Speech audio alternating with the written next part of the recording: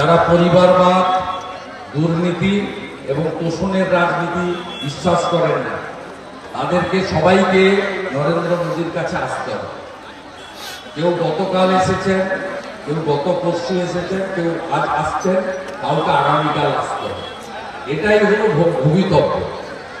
নরেন্দ্র মোদীজি যেভাবে সুশাসন দিয়েছেন এবং প্রকৃতপক্ষে দেশের মানুষকে তিনি যেভাবে উন্নয়ন করেছেন, এটা সমস্ত মানুষ স্বীকার করছে।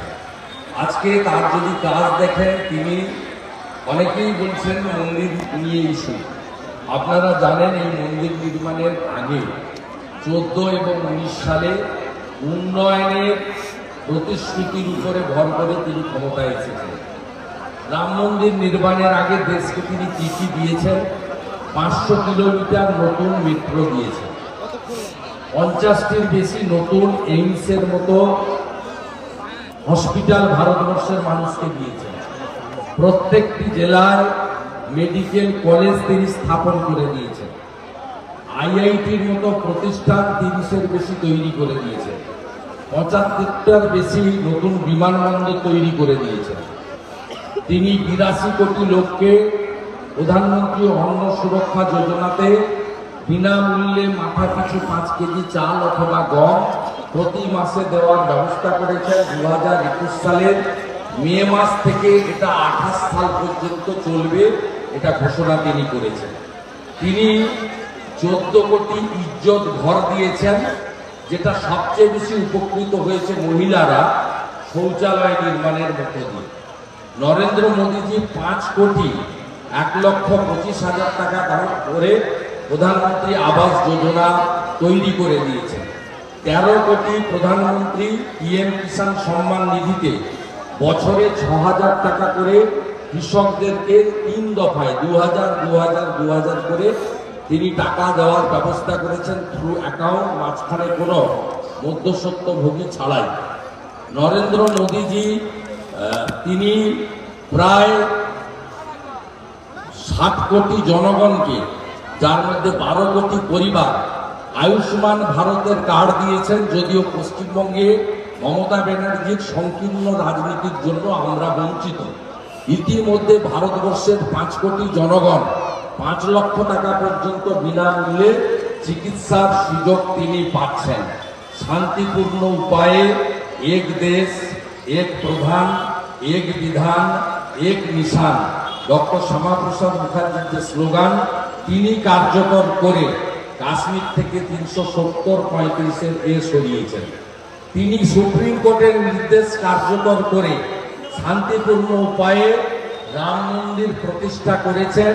সেখানে শুধু সন্ত সমাজ নয়, অল ইন্ডিয়া ইমাম ফেডারেশনের চিফ পর্যন্ত সেই রাম মন্দির উদ্ঘাটনে নিজে উপস্থিত ছিলেন। সুপ্রিম কোর্টের নির্দেশ মিলিয়ে অযোধ্যা উন্নয়ন পর্ষদ অন্য সম্প্রদায়ের ধর্ম পালনের জন্য 5 একর জমি পর্যন্ত বরাদ্দ করে দিয়েছেন নরেন্দ্র মোদীজি। তাই নরেন্দ্র মোদীজির সঙ্গে প্রত্যেকটি ভারতবাসী আছে। কোভিডে তিনি যেভাবে মোকাবিলা করেছেন, বিনা পয়সায় ডবল ভ্যাকসিন শুধু নয়, সিনিয়র সিটিজেনদেরকে বুস্টার ডোজ ভ্যাকসিন পর্যন্ত দিয়ে আমাদের জীবন রক্ষা করেছেন। তাই সবাই নরেন্দ্র মোদীজির কাছে আসতে বাধ্য। আগলি বার 400 পার।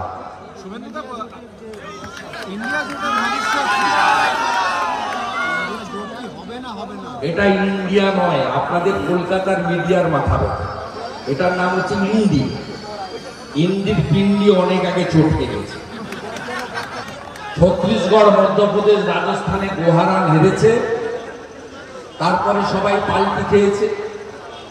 যে জাহাজে ফুটোতে জল ঢোকে সেখানে কেউ চড়ে না। মমতা ব্যানার্জি বুঝে গেছে বাংলার মেয়েরা প্রধানমন্ত্রী হওয়া হচ্ছে না। আমি অনেক আগেই বলেছিলাম, স্যান্ডো গেঞ্জিতে যেদিন বুক পকেট লাগবে আর গরুর গাড়িতে যেদিন হেডলাইট লাগবে, সেদিনই করবি আর গাচারামের মমতা, চোর মমতা প্রধানমন্ত্রী হবে, তার আগে হতে পারে।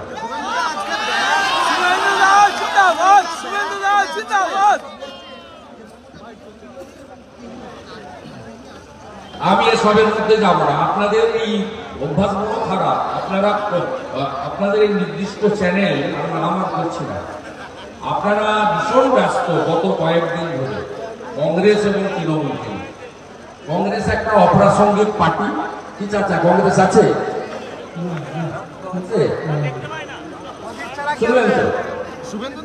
চাচা কি বলছে? চাচা বলছে কংগ্রেস নেই, আমাকে আর দিতে হবে।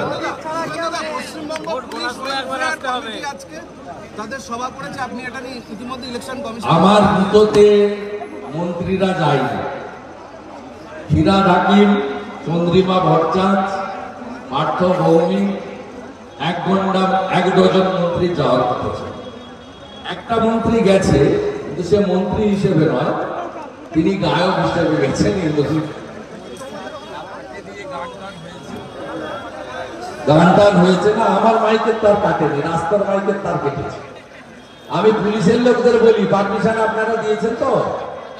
আর বেচারামের বাচ্চারা এখানে মাইক কেটে তার কেটেছে, লিখে রাখলাম বিজেপি সরকার হবে, সেই দিন ওই লোকগুলোকে দিয়ে মাইকের তার জোড়াবো। আমি আজকে ডেট, সাল আর টাইম লিখে নিয়ে গেলাম, বেশি দিন লাগবে না, কয়েক মাস লাগবে। ওদেরকে দিয়ে তার জোড়াবো। এখানকার যিনি ওসি বা আইসি আছেন না, তিনি যেখানে চাকরি করবেন পশ্চিমবাংলা, তাকে ডাকাবো, দিয়ে ওদেরকে দিয়ে তার জোড়াবো, বলে দিয়ে গেলাম। আমি ভাই অনেক আগে শুনেছি 10,000 লোক ছিল, আমি উত্তেজিত করতে চাইনি, ওই জন্য বলিনি। আমি যখন বলছিলাম তখনই তার কেটে দিয়েছি। এই সবার বাইরে কেউ শুনতে পায়নি, পুরো তার কাটা ছিল। আমি আপনাদের উত্তেজিত করতে আসি না, আমি সেই জন্য সবার সময় বলি we are law abiding people, আমরা হালি নেতা নয়। আমি শেষ করতে দেন। আজকে লাটবাগানে পিসিমণি আবার বুড়া আঙুল দেখিয়েছেন village police, civic volunteer, home guard, lady constable, police কর্মচারীদের। যারা পুলিশ কর্মচারীর 40% দিয়ে বাকি রেখেছেন, যারা সিভিক ভলেন্টিয়ার্সকে 9,000 টাকা বেতন দেন, 6 মাস অন্তর রিনিউয়াল করেন, যারা নিয়োগ থেকে অদ্যাবধি ভিলেজ পুলিশদের বেতন বাড়াননি, তাদেরকে তিনি বলেছেন ভোটটা পার করে দেন, মাস 6 করে দেখবেন।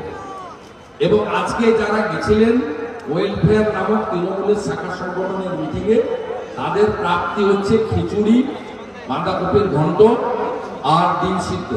ডিমগুলো পচা ছিল কিনা আমি জানি না, শান্তনু সিনহা বিশ্বাস কোথেকে চোলা তুলে করেছে আমি জানি না। আজকের এই সম্মেলনের মোট প্রাপ্তি হচ্ছে খিচুড়ি, বাঁধাকপির লটপটি ঘন্ট আর একটা করে সাদা ডিম। এইটা নিয়ে তারা বাড়িয়েছে।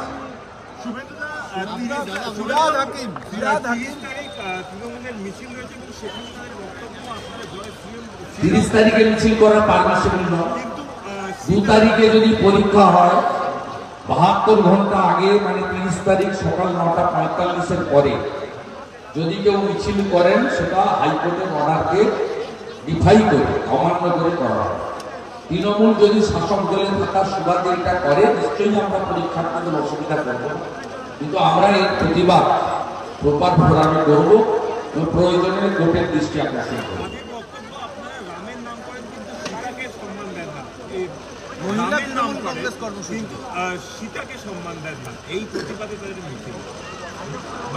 এইসব ঢপবাজি কেউ খাবে না। পশ্চিমবঙ্গের সীতাদের খোঁজ নিতে বলুন না। হাঁসখালির সীতা কি অপরাধ করেছে? কালিয়াগঞ্জের সীতা কি অপরাধ করেছে? রামপুরহাটের বাগদুই মুসলিম পরিবারের রমণীরা কি অপরাধ করেছিল? জানতো পুলিশ মেরেছেন শিকল তুলে, লজ্জা লাগে না বলতে আপনার?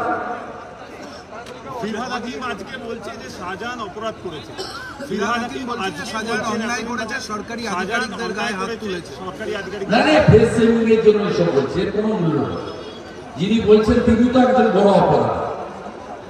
আপনারা হাওড়া রাজাপুরে গিয়ে ওনার বাংলোটা দেখেন না, উনি কোথেকে টাকা পান? তো ওনার স্ত্রী প্রিয়দর্শিনী আর মেয়ের নামে 50 কোটি টাকা দিয়ে রাজাপুরে বাংলো বানাচ্ছেন। ওনার কি ছিল? উনি মন্ত্রী মেয়র হওয়ার আগে ওনার কি ছিল? সাধারণ গরিব মুসলমানরা গরিব হচ্ছে, সবাই গরিব হচ্ছে, মুসলমানরা তো দল বেঁধে ভোট দিয়ে মমতাকে মুখ্যমন্ত্রী করেছে। তার সুজা আসলে তুলে দিয়ে দিয়েছে, আমতাতে আনিস খানকে ছাদ থেকে ফেলে মেরেছে, রামপুরাকে শিকল তুলে 7 জন মুসলিম মহিলা 4 জন বাচ্চাকে পুড়িয়ে মেরেছে, ফুরফুরা দরবার শরীফের পীর সাহেবের বাড়ির ছেলে নওশাদ সিদ্দিকীর টুপি ধরে পুলিশকে দিয়ে কলকাতার রাস্তার রাজপথে টানাটানি করেছে, 39 দিন জেল খাটিয়েছে। হিসাব বদলে দিয়েছে, যা ভোট দিয়েছে রিটার্ন দিয়েছে। এই হরিপালে কম অত্যাচার করেছে, এই হরিপালে এখনো করছে, এখনো করছে একদম মানে আপনার নেতা থাকতে থাকতেই মাইকে থাকে। কাল থেকে মানে প্রতিটা বাড়িতে আমরা বুঝে নেবো, আমরা এসেছি প্রস্তুতি নিয়ে, এবং যা করবে প্রত্যেক ক্রিয়ার সমান এবং বিপরীত ধর্মী প্রতিক্রিয়া আছে।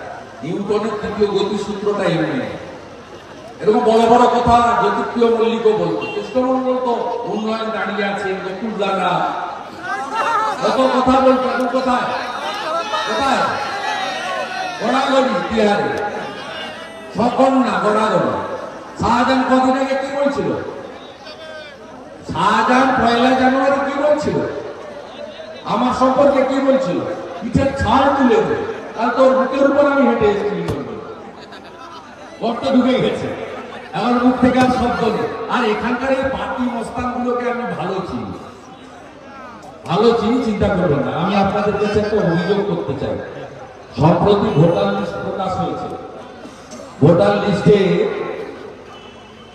ডায়মন্ড হারবারে, এটা গোটা রাজ্যেই আমরা খতিয়ে দেখছি, ডায়মন্ড হারবারে অন্তত 18-20 হাজার বিজেপি কর্মীর নাম বাতিল করা হয়েছে, আর 20,000 বিজেপি ভোটারের নাম অন্যত্র শিফট করা হয়েছে। উদাহরণ দিচ্ছি, ফলতা মন্ডলের সভাপতি, তার আমি ইতিমধ্যে এক স্যান্ডেলে পোস্ট করেছি, তার নাম এবং জেলা বিজেপি সহসভাপতি মধু কুমার, তাদের নাম পর্যন্ত ভোটার তালিকা থেকে বাদ দিয়ে দেওয়া হয়েছে। আপনারা দেখলে অবাক হয়ে যাবেন যে কিভাবে মমতা মেশিনারিকে কাজে লাগিয়ে আইপ্যাকের ছেলেদের বসিয়ে কিভাবে বিজেপির মন্ডল সভাপতি এইরকম 18 থেকে 20,000 বিজেপি ভোটারের নাম, যারা কার্যকর্তা পোলিং এজেন্ট বসবেন, বুথ করবেন, তাদের নাম বাতিল করা হয়েছে। বিজেপির জেলা সভাপতিকে নন ভোটার করে দেওয়া হয়েছে। এর আগে এরা ভোট দিতে দেয়নি, এখন তো ভোটাধিকার পাচ্ছে, এরপরে তো নাগরিকত্ব কেড়ে নেবে। পশ্চিমবঙ্গে থাকাই মুশকিল হয়ে যাবে বিরোধী দলের লোকেদের। এবং এক একজনকে